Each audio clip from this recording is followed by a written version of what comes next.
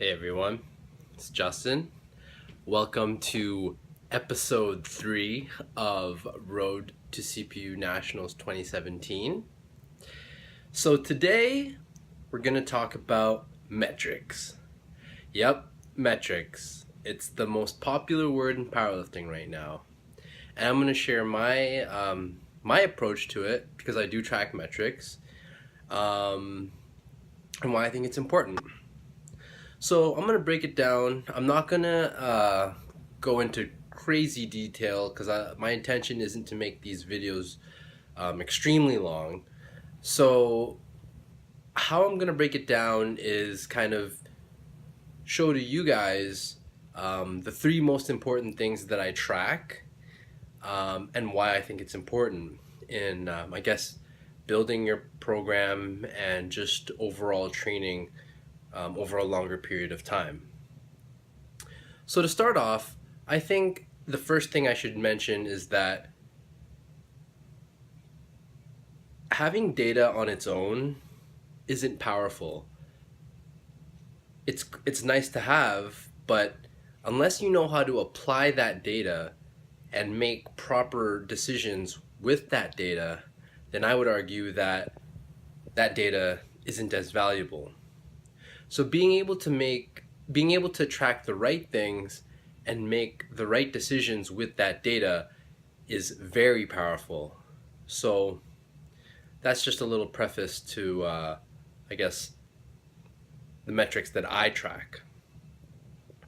So the first thing that I track, and I think most of you track at this point, is the simple, how many lifts am I doing, the tonnage that I'm hitting, and the average intensities. That's the first thing I'm going to talk about, and I think that is definitely a baseline for every powerlifter to be tracking.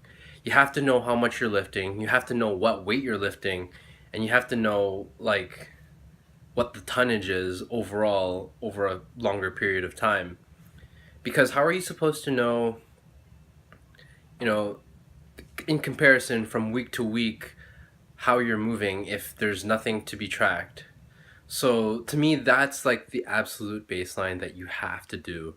So the way I do it, and I'll show, and there's sample photos at the end of this video, is that I have 3 buckets, 3 large buckets, squat, bench, deadlift, and they fall into smaller subcategories into the variations and whatnot. But overall squat volume, number of lifts, and average intensity is tracked. Bench volume, average intensity, and tonnage is tracked, and same for deadlift. So I think that alone is really important to track, just so that you know at least what you're working off of when you program subsequent weeks. For example, if you do 100,000 pounds of volume one week and you're destroyed for whatever reason, it would be wise not to up that by 20% given that data. Maybe you would want to drop it down, something like that. That's just a really, really basic example of the kind of decisions that you have to make. So another thing that I like to track is the breakdown of each individual lift and what percent of all of my squats is competition or any type of variation. So right now, my squat, about 70% of my squats are competition style squats. And there's a reason for that. My bench is only 50% right now competition versus that 70. Right now, for this particular example, the reason why is because I feel that I've had some hip problems with my squat, and I feel like the best way to get back to where I am and being comfortable with the technique is to focus primarily on the competition style squat. On the contrary, I feel that my bench technique is really comfortable. My competition style lifting is very comfortable right now, so I don't really need to focus on building that technique as much as I do for my squat. So that gives me more opportunity to, play around with different variations like board presses, feet up bench, longer count pauses, for example, things like that. It gives me more room. But see, that's the thing. When you have that data available to you, you can drive your decision making in the right direction.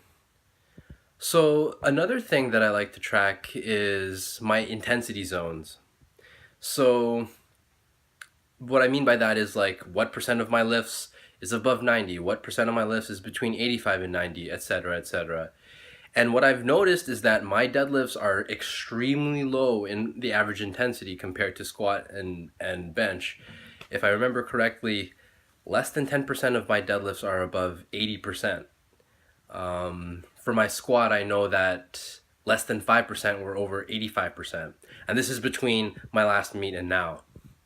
And I think that is also important because each lift is different, at least for me.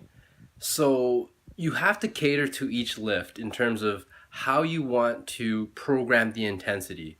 Because if you like with this information that I know and I know my body now, I know that I shouldn't be hitting 85% deadlifts every week because I know that's just going to kill me. But it's good to have this data to back up my assumptions so that I know that, I'm on the right track when I make my decisions. So I guess those are three little examples of the metrics that I track. I didn't really want to get too deep into the theory because again, these videos aren't supposed to be too long. So at this point, enjoy the few samples. I've provided 3 sample photos of the metrics I track. And again, thanks for tuning in, and I will see you next week. Cheers.